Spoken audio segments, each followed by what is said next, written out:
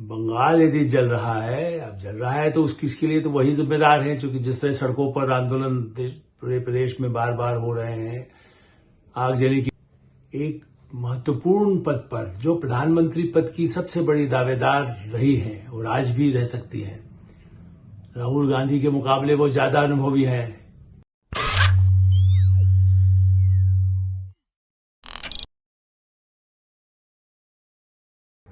नमस्कार, मैं हूं आलोक मेहता। HSI में आपका स्वागत है। हमारा अनुरोध है कि आप HSI लाइक करें, सब्सक्राइब करें, मित्रों को, ग्रुप्स को फॉरवर्ड करें ताकि वो भी कुछ सुने और कुछ अपने दिल की बात बताएं। आपकी राय का हमेशा स्वागत है। पश्चिम बंगाल की मुख्यमंत्री ममता बनर्जी, पहली बार भारत में ऐसा हुआ कि एक मुख्यमंत्री संवैधानिक पद पर बैठे हुए यह चेतावनी दे कि बंगाल में जो अशांति है, बंगाल यदि जल रहा है, अब जल रहा है तो किसके लिए तो वही जिम्मेदार हैं, क्योंकि जिस तरह सड़कों पर आंदोलन पूरे प्रदेश में बार बार हो रहे हैं, आगजनी की घटनाएं हो रही हैं, उसमें प्रतिपक्ष भी होगा, लेकिन क्या माओवादी भी होंगे, उसमें कम्युनिस्ट भी होंगे, उसमें कांग्रेसी भी होंगे, भारतीय जनता पार्टी के लोग भी होंगे, लेकिन जलाने में है या प्रदर्शन में है, ये सब तो पहचान करने का काम उनका और केंद्रीय एजेंसियों का है ही। लेकिन संवैधानिक पद पर बैठे हुए ममता बनर्जी ने जो धमकी दी है कि बंगाल में जो हो रहा है यदि हुआ ज्यादा तो झारखंड, उड़ीसा, बिहार और दिल्ली भी नहीं बचेगा, जलेगा। कितनी बड़ी बात है। ये धमकियां तो माओवादी जो है वो नक्सली अपना गली कुछ जंगल में जाके कुछ कहते हों, लेकिन क्या एक महत्वपूर्ण पद पर जो प्रधानमंत्री पद की सबसे बड़ी दावेदार रही हैं और आज भी रह सकती हैं, राहुल गांधी के मुकाबले वो ज्यादा अनुभवी हैं, कई अन्य नेताओं के मुकाबले में अनुभवी हैं, तो उनकी महत्वाकांक्षा होना या उनके समर्थक होना वो अलग बात है कि कांग्रेस पार्टी उनको नहीं मानने को तैयार है। अधीर रंजन चौधरी उनके खिलाफ आज भी मोर्चा खोले हैं, आज भी ममता बनर्जी के खिलाफ ही बोले हैं। जो कांग्रेस के अध्यक्ष रहे, किनारे थोड़ा कर दिया राहुल गांधी ने कि ठीक है, पद पर रहते हुए बोलो न बोलो, लेकिन बेहतर है कि आप रहो अलग, लेकिन हाँ, कांग्रेस ने तो उनको अलग नहीं किया है।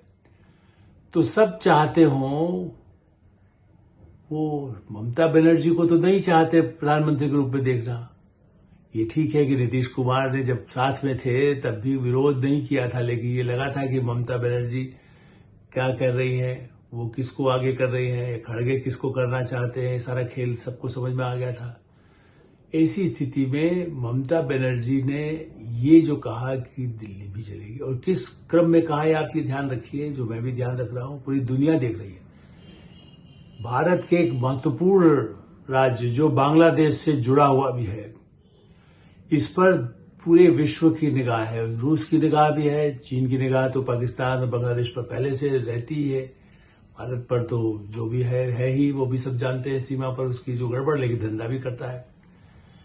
तो अमेरिका, रूस, चीन, ब्रिटेन सब देखते हैं ममता बनर्जी क्या कर रही है, वो बंगाल में क्या हो रहा है, चूंकि उसी के रास्ते से तो आए थे। ब्रिटिश राज तो कलकत्ता से ही तो शुरू हुआ था, वहीं के व्यापार से शुरू हुआ था। तो कलकत्ता ऐसा भी नहीं है कोलकाता अब हो गया, कलकत्ता नहीं कहिए, कोलकाता कहिए, बंगाली में शब्द कहिए, हिंदी में कहिए, संस्कृत में कहिए, लेकिन क्या ये चेतावनी बहुत गंभीर नहीं है? ठीक है, उस पर कोई शिकायत दर्ज कर दें, FIR कर दें, भारतीय जनता पार्टी या और अन्य पार्टियां, इसका जनता दल यू, इसको केसी त्यागी महत्वपूर्ण नेता है। नीतीश कुमार जनता दल यू में सबसे पुराने वरिष्ठतम नेताओं में से हैं, जो चौधरी चरण सिंह के साथ से मैंने उनको देखा है, देवीलाल जी के साथ से देखा है, नीतीश कुमार के साथ देखा है, और वो हर गठबंधन में भी महत्वपूर्ण भूमिका निभाते हैं। केसी त्यागी ने भी ममता बनर्जी के वक्तव्य पर तीखी आलोचना की है। इसलिए सवाल ये नहीं है कि वो कौन एक पार्टी करे, वो आप कह सकते हो NDA में है, लेकिन हम इसलिए पत्रकार के नाते जो समाज में जागरूक लोग हो गए, इसे खतरे की घंटी मानिए। सरकार कहेगी अरे कैसे तुम जला सकते हो, जैसे असम के मुख्यमंत्री हेमंत बिस्वा शर्मा ने तो थोड़ा तीखा टिप्पणी की कि कैसे उन्होंने धमकी दी और ऐसा कैसे कर सकती है ममता बनर्जी। वो बिल्कुल पुराने कांग्रेसी है, वो भी ममता बनर्जी की तरह कांग्रेसी रहे हैं। अब ममता बनर्जी तृणमूल कांग्रेस में है, लेकिन वो भारतीय जनता पार्टी में है और बड़े सफल मुख्यमंत्री हैं। वो अपनी संवैधानिक जिम्मेदारी को जानते हैं और इसलिए फिर भी उन्होंने कहा कि असम की तरफ, क्योंकि असम लगा हुआ है, बहुत संवेदनशील इलाका है, ऐसी स्थिति में वहां जो शांति और प्रगति हो रही है उसमें आग लगाने की बात एक मुख्यमंत्री धमका रही है। तृणमूल कांग्रेस की प्रमुख है, ठीक है, लेकिन क्या आग लगाने मैंने उन लोगों को संकेत है जो उग्रवादी हैं, जो चीन से, पाकिस्तान से और दुनिया के कई देशों से, उसको CIA कहिए, कोई और एजेंसियां कहिए, ISI कहिए, कैसे फंडिंग से गुपचुप जो होता है, जिसके सबूत अदालत में पेश नहीं हो पाते चूंकि वो इतने गुप्त तरीके से इससे पहुंचा उसके पास पहुंचा। ऐसी स्थिति में जो वामपंथी कम्युनिस्ट कहलाते हैं, कठोर कम्युनिस्ट, ऊपर से जो सत्ता के लाभ के साथ जुड़े रहते हैं, कहीं ना कहीं कांग्रेस के साथ गठबंधन, कभी नहीं गठबंधन, कभी लड़ाई, कभी दुश्मनी, कभी दोस्ती, उन कम्युनिस्टों का नहीं कह रहे। जो भूमिगत ज्यादा होते हैं और प्रत्यक्ष में वो कोई प्रोफेसर बना है, कोई पत्रकार बना है, कोई डॉक्टर बना है, कोई कुछ बना है, और वो जो षड्यंत्रों में जो शामिल हैं, जिनके सबूत सरकार और CBI तक बड़ी मुश्किल से वहां तक पहुंच पाती है। जब पहुंचती है तो मानवाधिकार के आयोग आ जाते हैं और उनको हटाने के लिए सुप्रीम कोर्ट एकदम खड़ी होती, लाइए सबूत।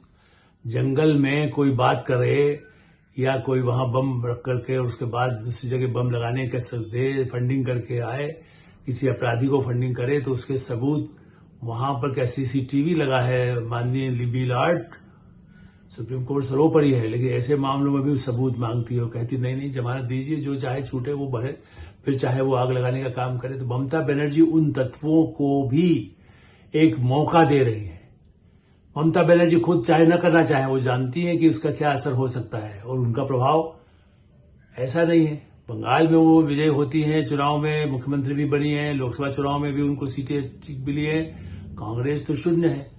लेकिन क्या ममता बनर्जी मध्य प्रदेश में, छत्तीसगढ़ में, राजस्थान में, पंजाब में, हरियाणा में, उत्तर प्रदेश में, दिल्ली में, क्या हैदराबाद में, बेंगलोर में, मतलब उन राज्यों का नाम नहीं ले रहा हूं मैं, मतलब उन राज्यों में, क्या उन राज्यों में उनकी कोई ऐसी स्थिति है जिससे कि वो अपने बल पर बड़े वोट लेकर के सत्ता में आ सके?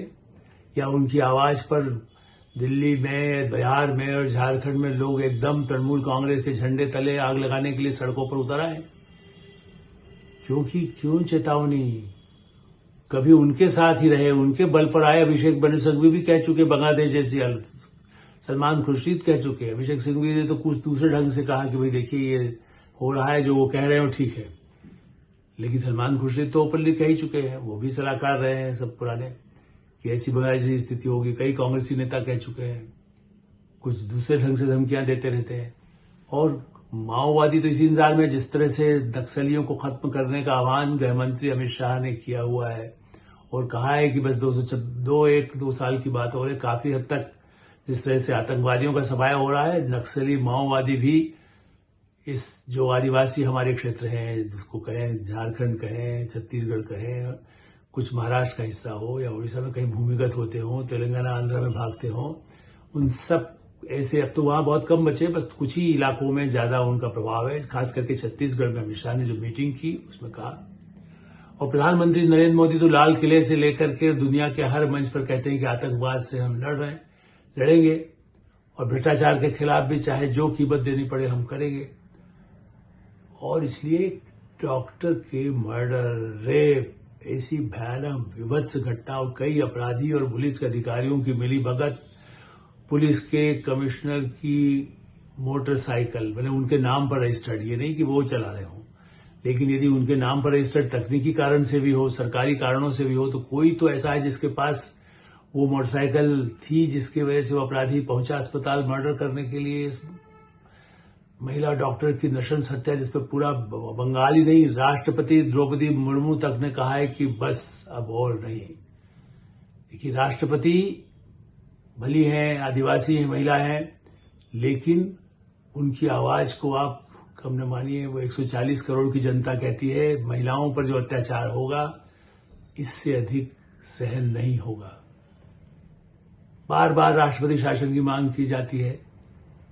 मैं तो मानता हूं कि सही ये मांग कुछ हद तक ठीक भी हो, लेकिन जो देरी हो रही है या इसके लिए संवैधानिक राय की जा रही है, संसद में भी उसको राष्ट्रपति शासन लगाने के बाद स्वीकृति की आवश्यकता होती है, तकनीकी कारण छोड़िए। मेरे यहाँ तो आशंका यही है कि इसीलिए धमकी दी गई है कि यदि राष्ट्रपति शासन लगता है तो पूरे प्रदेश में और ज्यादा उग्र हिंसा होने लगे तो, और जब हिंसा यदि ज्यादा दिन चले तो उसके बाद क्या ब्लेम आएगा? वही आएगा कि साहब मोदी सरकार, प्रधानमंत्री नरेंद्र मोदी की सरकार और राष्ट्रपति क्या फिर गुहार लगेगी कि साहब राज्यपाल शासन में तो बड़ा वो हो रहा है। ये धमकी राष्ट्रपति शासन से बचने के लिए, राष्ट्रपति शासन यदि लगता है तो कैसे और बंगाल को आग लगाने के लिए लोगों को तैयार रहने के लिए, और बिहार में यदि तेजस्वी यादव और लालू यादव की पार्टियां जिस तरह की हैं और लेफ्ट पार्टी जिनको लगता है कि बिहार झारखंड में हम खत्म हो गए, हम फिर से और अधिक तेजी से आगे बढ़ सके, तो उनके लिए भी हो सकता है कि और अधिक उग्र आंदोलन करने लगे, सड़कों पर आंदोलन करें। झारखंड में भी चुनाव है, बिहार में तो बाद में है, झारखंड में पहले चुनाव है, उड़ीसा में चुनाव हो चुका। उड़ीसा इतना शांत प्रदेश, गौरवशाली, जिस तरह से प्रगति हुई कालाहांडी, जहां पर उसके सही दुनिया में उसकी फोटो और रील चलते थे, आज वो उस प्रगति की तरफ बढ़ रहा है।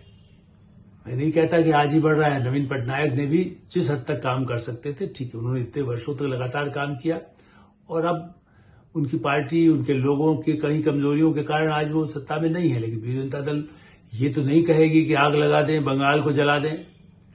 आज यदि वो किसी मुद्दे पर ममता की या किसी मांगों पर समर्थन भी कर सकते हो, ये तो नहीं कह सकते हैं नवीन पटनायक साहब। वो प्रधानमंत्री का भी और संवैधानिक संस्थाओं का बहुत सम्मान करते हैं। तो आप ऐसे उड़ीसा में आग लगाने की धमकी दे रही हैं ममता बनर्जी दीदी, आप ये किस परंपरा को, नई पीढ़ी को, पार्टी के वर्कर्स को, और एक से एक, मैं इस बात को बिल्कुल बहुत ही इसको कह सकता हूं, भारत के लिए गौरव की बात है कि हमारी संसद में उनकी पार्टी से भी कई काबिल सांसद हैं।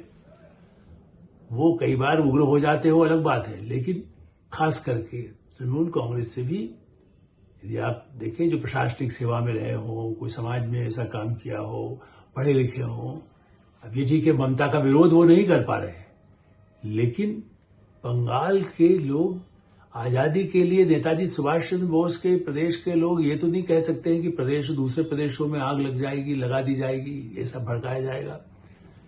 और दूसरे देशों, जो मैं फिर से कहूंगा, दुनिया के देश किसी भी तरह से भारत की राजनीतिक और आर्थिक स्थितियों को अस्थिर करने के लिए सक्रिय हैं। मैंने इस पर पिछले हफ्ते भी लेख लिखा है और आज भी मैं कह रहा हूं, ये षड्यंत्र हैं जिसके प्रमाण चाहे सरकार के पास हो, वो कितना बताए न बताए, लेकिन चर्चा बीच बीच पे आती है। और वो पहले भी, आज से नहीं है, कम से कम इंदिरा गांधी के काल से तो CIA की भी चर्चा होती थी, चीन की भी चर्चा होती थी, पाकिस्तान की भी चर्चा होती थी, उनकी एजेंसियों का कैसे वो भारत में विरोधी आतंकवादियों को कैसे सहयोग मिलता रहा है, छोड़ा जाता रहा है।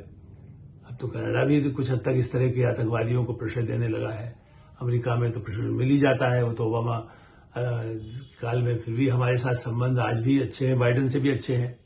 लेकिन ओसामा बिन लादेन तो वही था जिसने उनको ही नुकसान किया, इसलिए आतंकवादियों को या तालिबान को तो मदद अमेरिका ने भी की थी। तो यहां भी तालिबानी तत्व भी यदि, तो ममता बनर्जी उनको मुस्लिम वोट के नाम पर वैसे तत्व भी घुस जाते हैं। जम्मू कश्मीर में चुनाव है, गनीमत है ममता दीदी ने जम्मू कश्मीर का नाम नहीं लिया। वहां भी बीच में कहा गया था जब 370 खत्म की गई कि बस आग लग जाएगी, खून की नदियां बह जाएंगी। आज वहां खुशियां की झीलें चल रही हैं। झील मतलब खुशियों के, लोगों में एक अलग तरह का उत्साह है अपने अधिकारों के लिए। लोकसभा चुनाव में वोटिंग के बाद जम्मू कश्मीर में चुनाव का रास्ता अपनाया जा रहा है। जो जेल में है वो भी चुनाव लड़कर जीतने की स्थिति में है, उसने जीता, एक चाहे जीता हो।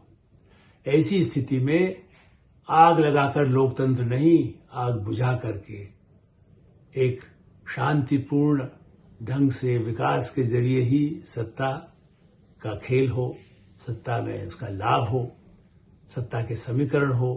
सत्ता तो आती जाती रह सकती है ममता दीदी, लेकिन पड़ोसी देश, पड़ोसी राज्य, वहां पर भी यदि आग लगती है तो उसका बड़ा भारी नुकसान पश्चिम बंगाल को भी होगा। एडिटर साहब में हम ये विराम देते हैं। आप एडिटर साहब देखते रहें, लाइक करें, सब्सक्राइब करें, अपने मित्रों को, ग्रुप्स को फॉरवर्ड करें और आपकी जो राय हो उससे भी हमें अवश्य अवगत कराएं। धन्यवाद, नमस्कार।